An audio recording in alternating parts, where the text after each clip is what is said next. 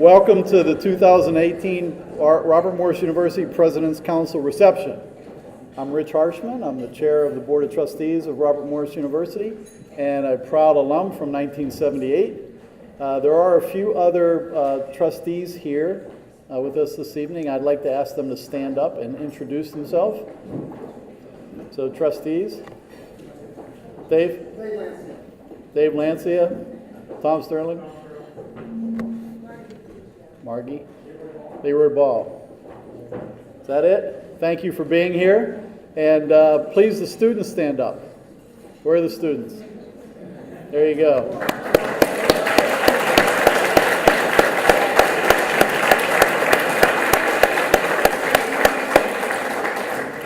You know, I have to tell you, one of the favorite things for the board when we meet is to have the opportunity to interact with the students. Because you're why we do all this, you and the students who will be here in the future. And I can tell you that every trustee who is an alum of Robert Morris, starting with myself, we sit there and watch the students and how they interact with the board and how they carry themselves and their maturity and their presence and their ability to speak. And we all look at ourselves and say, we could have never done that when we were their age. And I have a hard time doing that now. But tonight, I have the pleasure to, first of all, pinch hit for Dr. Howard, who is traveling on Robert Morris business, as he does often, and that's in all of our best interest. But Chris's wife, Barbara, is here. Where is Barbara? Barbara, stand up.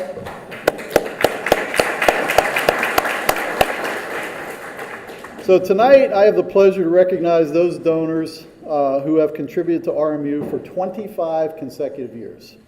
That's a long time. This is the 5th class of donors to enter this elite group. The financial support of these donors not only helps launch our students into great careers and great lives, it also sets an example for all of us to follow, both current students, are you listening to this, 25 years? Because in reality, consistent giving is the lifeblood of any university, and it's certainly the lifeblood of Robert Morris University. This year's consecutive giving honorees include several people who were unable to attend this evening, but we still want to recognize them and give them our thanks and appreciation. Dennis and Sissy Yokman, Craig Reed, and Dale and Elaine Venables. Please join me in giving them a round of applause.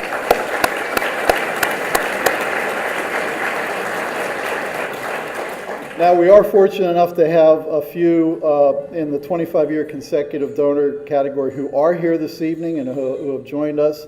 And as I announce their names, I'd ask that they please come forward to the stage and remain while we take a photograph and give you proper recognition. George Beadler. Is George here? George, come on.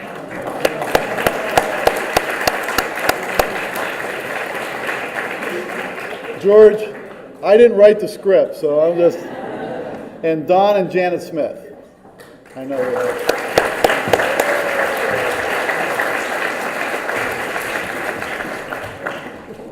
First of all, as I said, it is an honor for me to be here tonight and to pinch hit for Dr. Howard.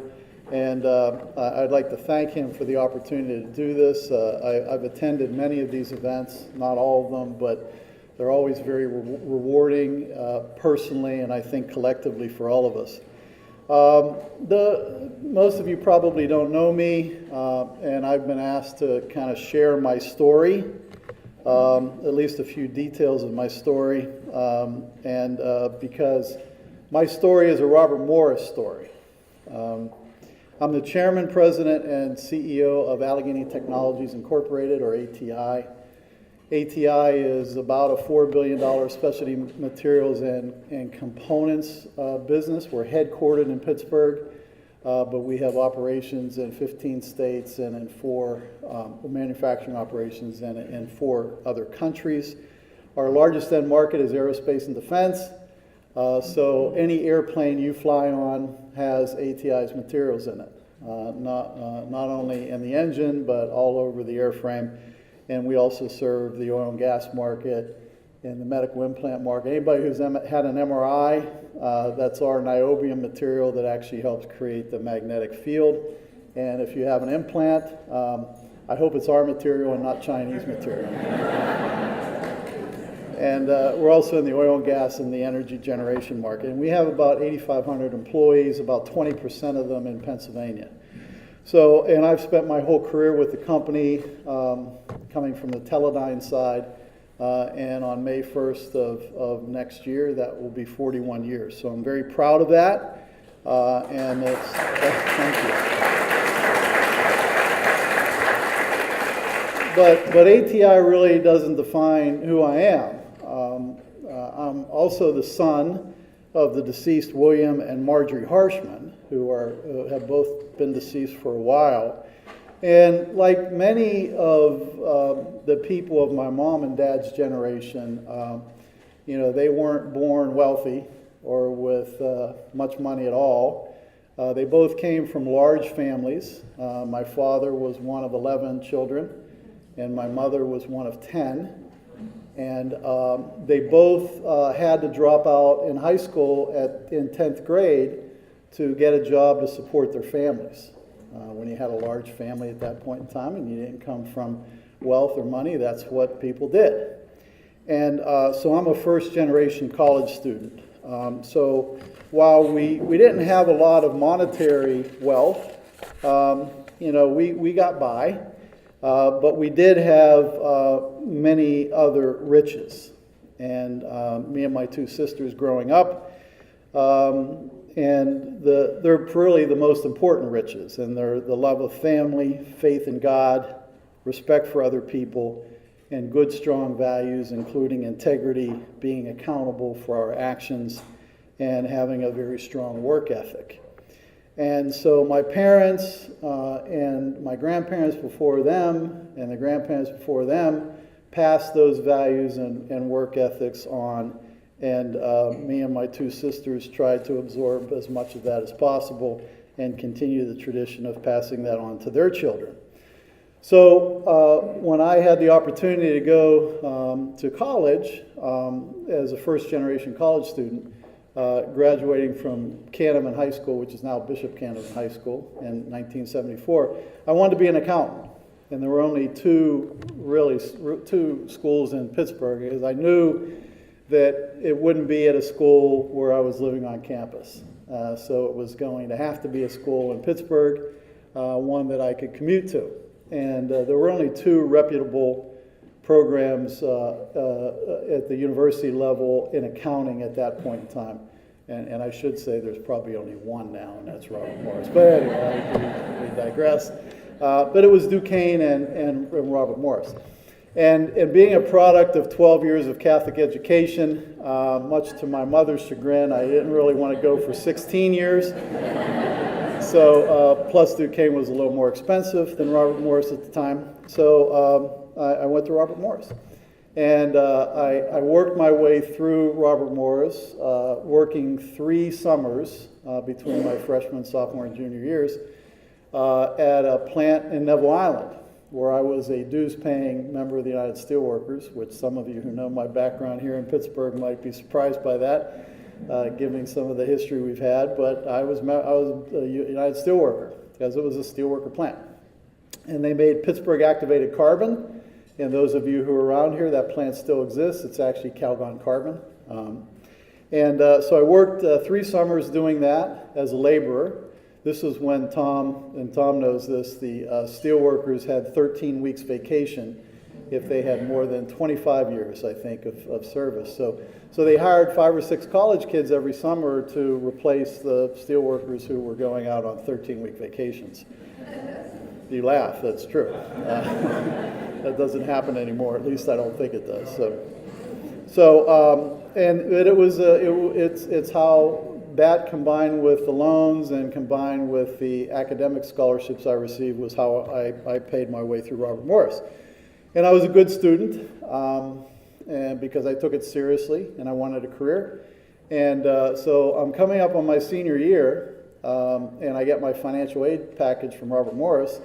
and I knew how much money I had saved over the summer and how much I needed to get through school and all that stuff.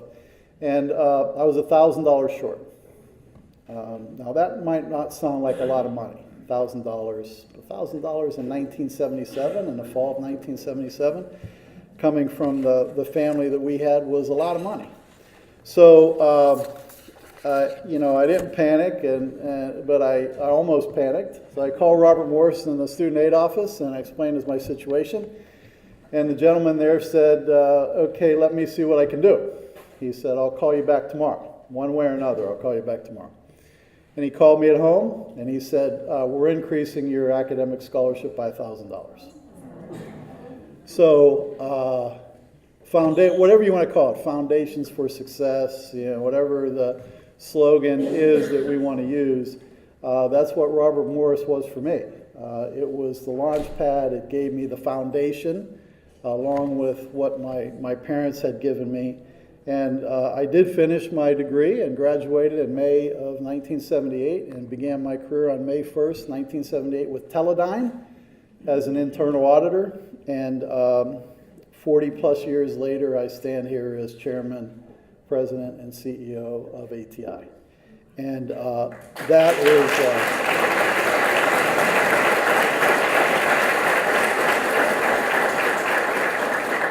So that $1,000 changed my life, literally. And I know it went a lot further than it does today, but you know what? For many of our students, even today, $1,000 is a lot of money. And in some cases, it makes the difference.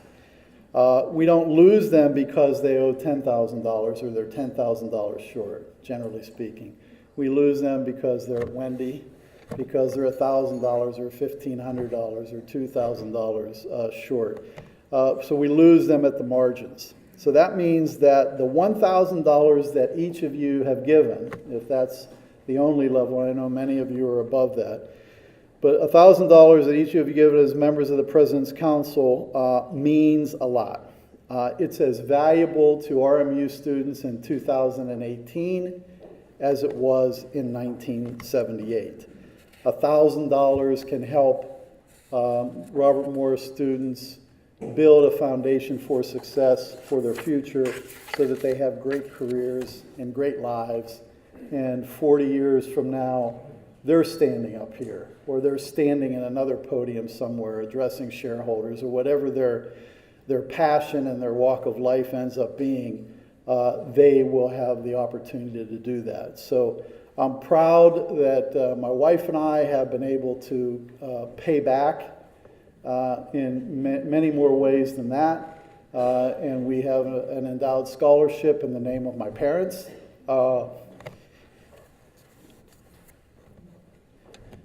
That I'm proud of.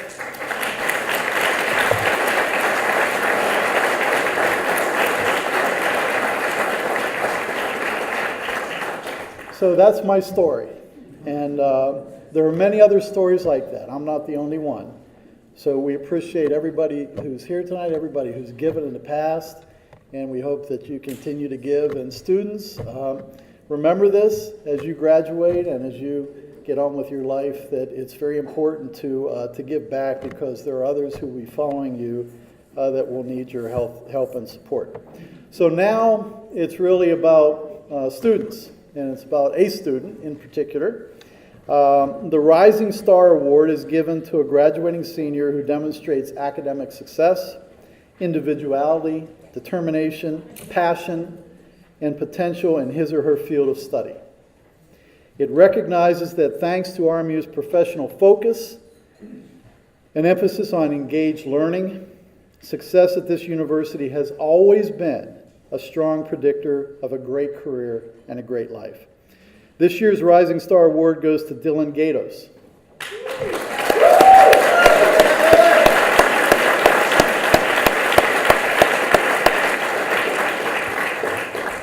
And when I read this about Dylan, I can tell you that they wouldn't have been able to say all this stuff about me. So it's really impressive. Dylan is a senior majoring in economics and history. A native of Uniontown, Dylan has explored his interest in issues of global equality during internships at Global Links and Global Pittsburgh, and at the 2018 Young African Leaders Initiative Summit through the U.S. Department of State. Dylan is a student worker for the Center of Global Engagement. A Dean Scholar, he was awarded the Grace and Reed Schroeder Memorial Endowment Scholarship. He is a founding father and vice president of Pi Nu Delta Fraternity, a lead community advisor, and a member of Global Ambassadors. He is a historian for the Student Alliance for Equality and a student government representative of College Democrats. Dylan is also a member of the Beta Gamma Sigma and RMU Inclusion Board and is a member of the Nonprofit Leader Association. Dylan studied abroad in France at the American Business School of Paris, and he hopes to work as a Foreign Service officer. Ladies and gentlemen, Dylan Gatos.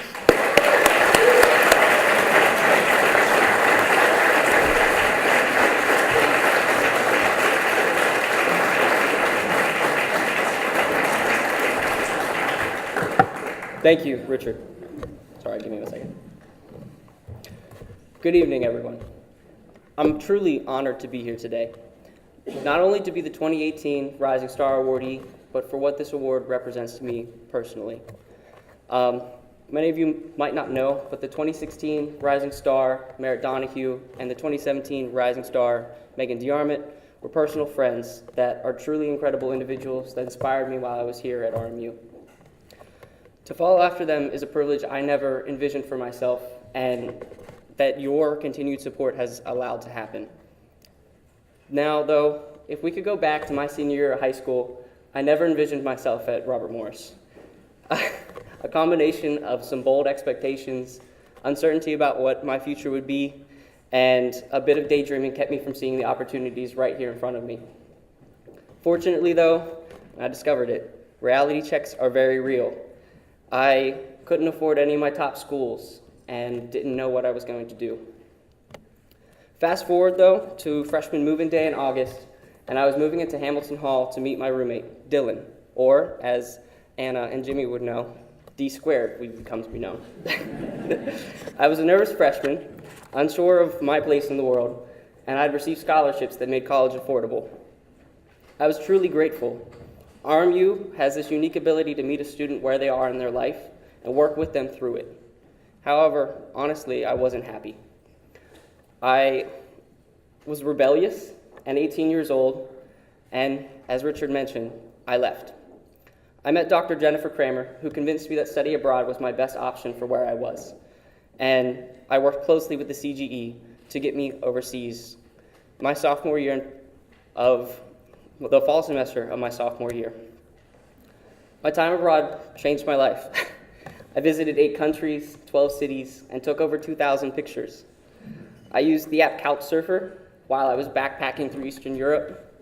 I visited ancient monuments and ruins across the whole continent, and I met some of the truly most remarkable people you could ever meet in your life. I found myself, and it was because of the support I had here in Moon Township. So I returned in spring 2017 with that cliche, life-changing experience mantra, but it was entirely true. I changed my major to economics and picked up a degree in history. I rekindled my desire to serve my community and began working with Donna Anderson to lead the alternative spring break trips. I became a CA, and I guided freshmen through many of the same experiences I had lived through. I even became a founding father of a fraternity. I became one of their vice presidents. However, and most importantly for me, I figured out what I wanted to do. This past summer, I was able to follow part of my dream as I interned at the U.S. Department of State. I worked on the Young African Leaders Initiative, through which I attended and chaired meetings on U.S. African affairs, wrote speeches for top U.S. government officials, including Special Advisor to the President Ivanka Trump, and organized a 3-day summit with the highlight of B-Flow, who's a hip-hop artist from Zambia that raps about women's rights and the UN Sustainable Development Goals. My internship with the Department of State was achievable because of the support through the Professional Success Award that provided 4 students with funding for unpaid internships through student philanthropy. My study abroad experience was achievable because of the support of the incredible faculty and staff that worked to get me overseas. And my ability to be here at all is because of some of the incredible support that I've had from my family and friends while here.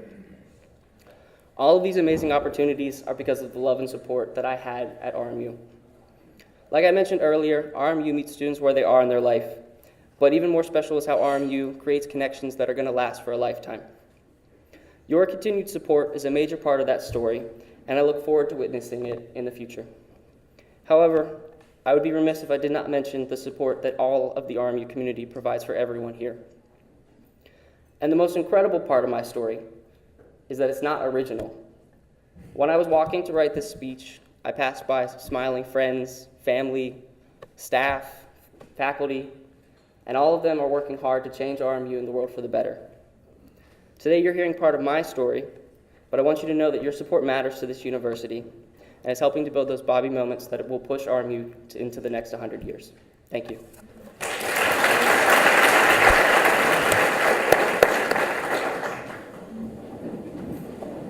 Dylan, that was outstanding. See, I could have never have done that. So, from a student of today to a recognition of a student from the past. The Heritage Award is the highest alumni honor given by Robert Morris University.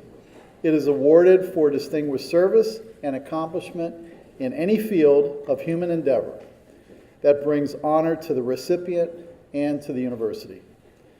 Russ Olson graduated from Robert Morris in 1982, so he's just a young guy, with a degree in sports management. A graduate of Ligonier Valley High School, he worked as an executive at medical device and biotech companies for many years before striking out on his own and founding Triad Life Sciences in 2017. The Memphis-based company is developing new technologies to harness the regenerative properties found in placental materials in order to help patients recover faster after suffering a traumatic wound or soft tissue injury. I may have to speak with you here. Triad has helped everyone from collegiate and professional athletes looking to compete again at the highest level to children who simply want the opportunity to lead a normal life. And even for healing thoroughbred racehorses. Russ and his wife Leanne have two sons, John and Ben. Russ created the C.W. Olson Scholarship in honor of his grandfather, Clarence William Olson. It goes to an RMU student with financial need, with preference for students from Westmoreland County. Ladies and gentlemen, please join me in welcoming and congratulating Russ Olson.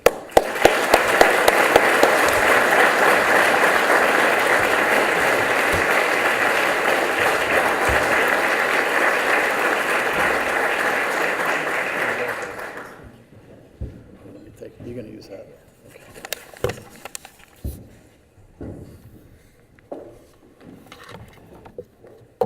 Thank you, Richard.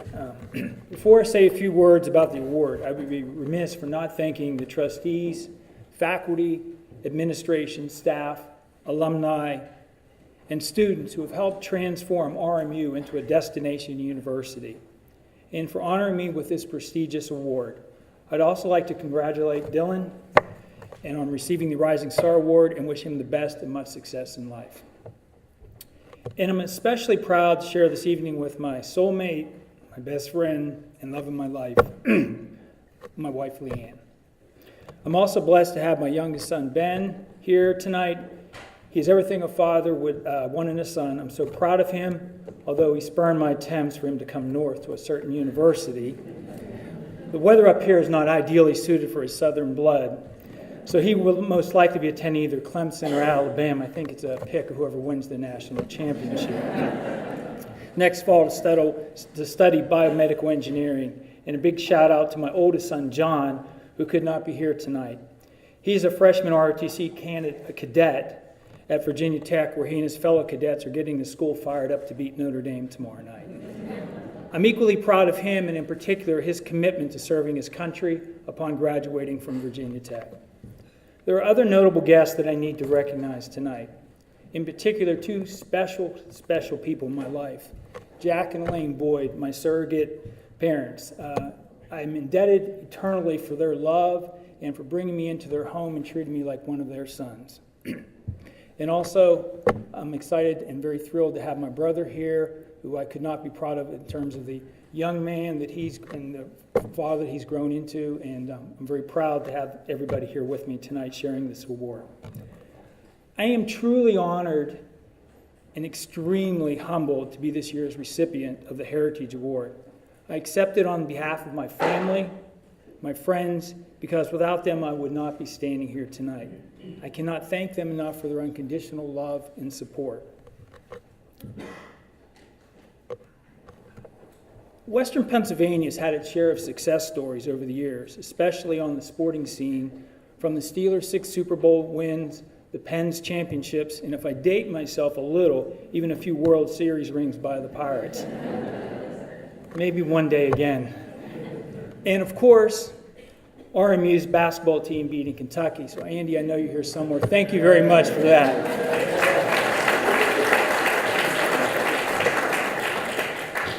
You know, I know a lot of KU fans, and I know that loss still haunts them. In fact, I was walking through Home Depot, I think it was last weekend, wearing a little bit of the RMU swag that Josh has been so kind to give me. And this one of the workers, he comes by me, and he looks at me sort of quizzical, and I sort of look back, and he goes, "RMU?" And I said, "Yes." And he goes, "Kentucky fan, I still cannot believe you beat us." So I just smiled and proudly walked away saying, "Go Colonials." But there are 2 other success stories that resonate with me because they embody the spirit, the grit, and character of the people of Western Pennsylvania, and what is possible if you dream big and dare to challenge the status quo. The first one was Pittsburgh's Renaissance, which was started by the late, great Mayor of Pittsburgh, Richard Caligiuri, who led the transformation of our city through those tumultuous times when our steel industry disappeared from the landscape and our future was rather bleak around here.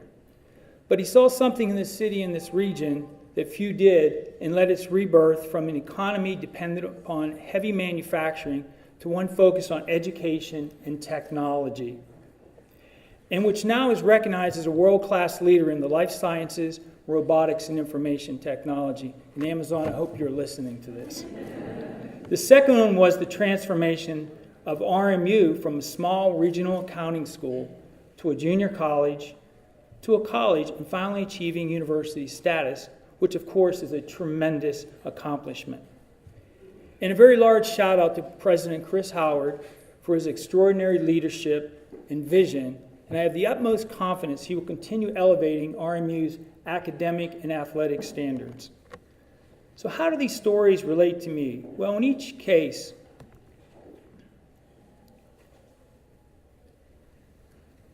they really exemplify, the challenges that one has to overcome. And being able to see what's possible. A lot of people say I can't versus saying I can. And so that's more or less my story. It's about a young, somewhat misguided, lost youth growing up in Ligonier, PA, who dared to do what people told him was not possible. So when I say the early odds did not favor me achieving a college degree, let alone being recognized tonight, it's not a great stretch of the truth. I had a very challenging background. At 14, my parents, coming out of a troubled home, they were divorced. Not too long after, my father passed away from cancer. I was a third-generation immigrant, albeit from Denmark, so that one probably doesn't count so much. And like Richard, I was the first in my family to go to college.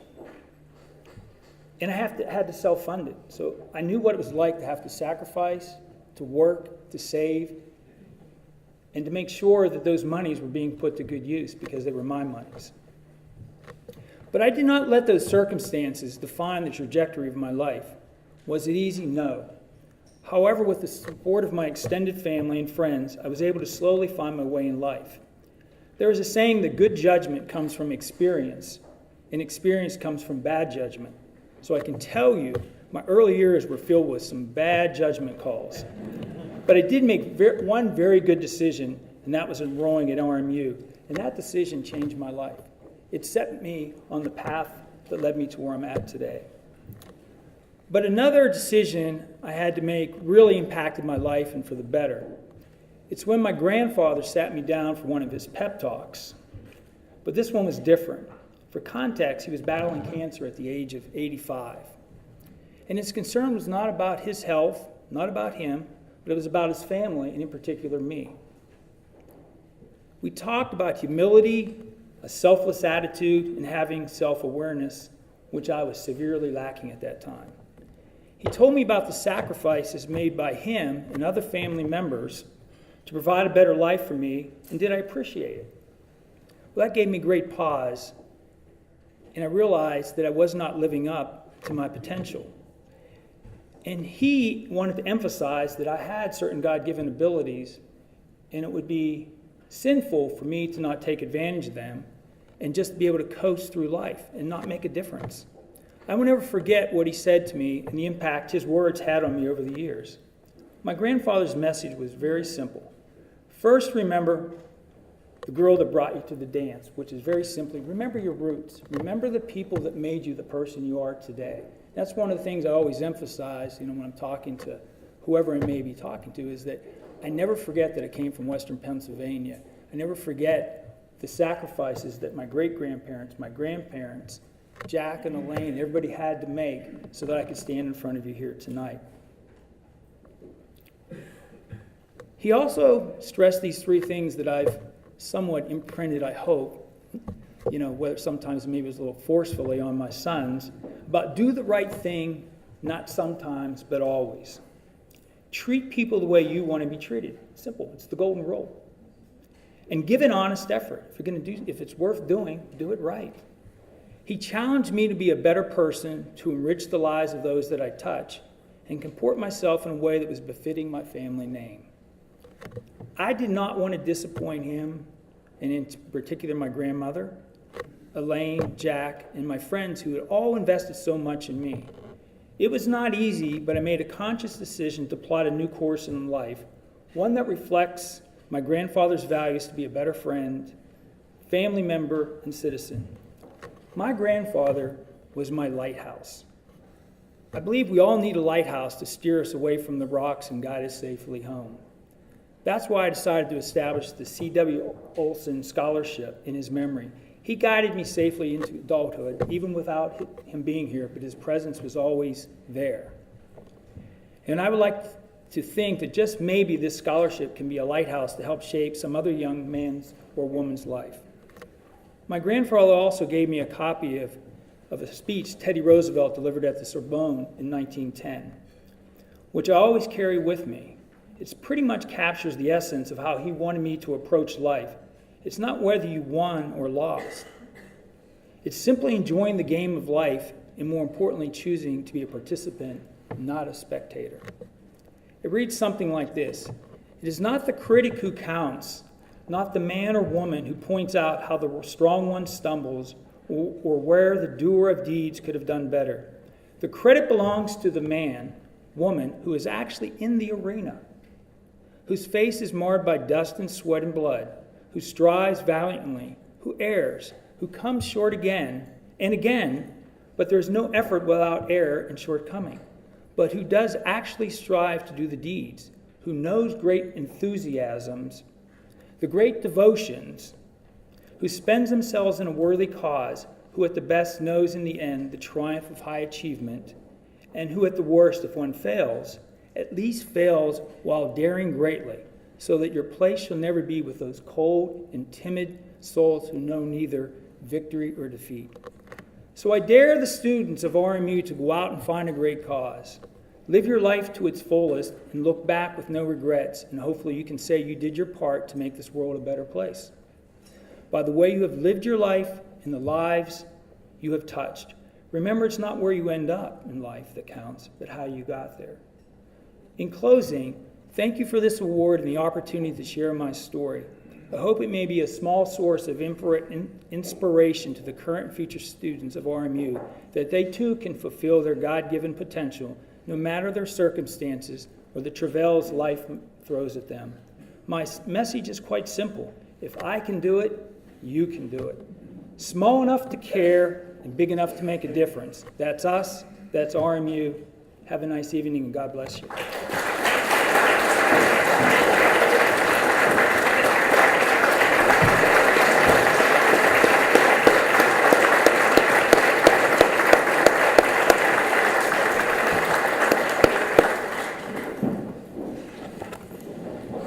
Russ, thank you very much. Thanks for sharing your story, and more importantly, congratulations on a very successful career so far. And I know you're not done. You're going to keep going.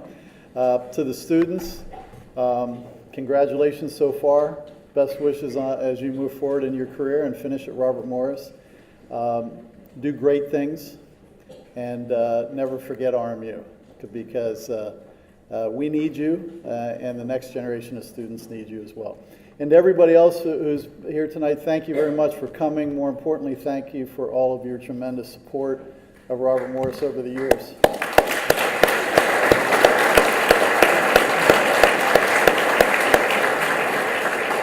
And you know, the needs don't diminish; they get greater, and the challenges get greater in higher ed. But everybody is pulling together to make Robert Morris successful and continue us on our journey. And I know if Chris was here, first of all, Chris is doing a wonderful job as the 8th president of Robert Morris University. We picked him because he was the best candidate, and I think he's proven that in the short time that he's been here. And I'm confident that he will continue to do outstanding things. The board is there to support him and give him advice and counsel, and to a certain extent stay out of his way, because we could probably only screw things up. But he knows how to run a university, and he has a great staff, and great professors and deans, and they always have one thing in mind, and that's the best interest of the students. And I know sometimes it might not look that way and feel that way, especially if you're a student, but the focus is really on how do we continue to make Robert Morris and turn Robert Morris into a great university and provide opportunities for not only the past but also the future. So thank you. We have time here for everybody to mingle, and thank you for your continuing support and interest in RMU. Go RMU!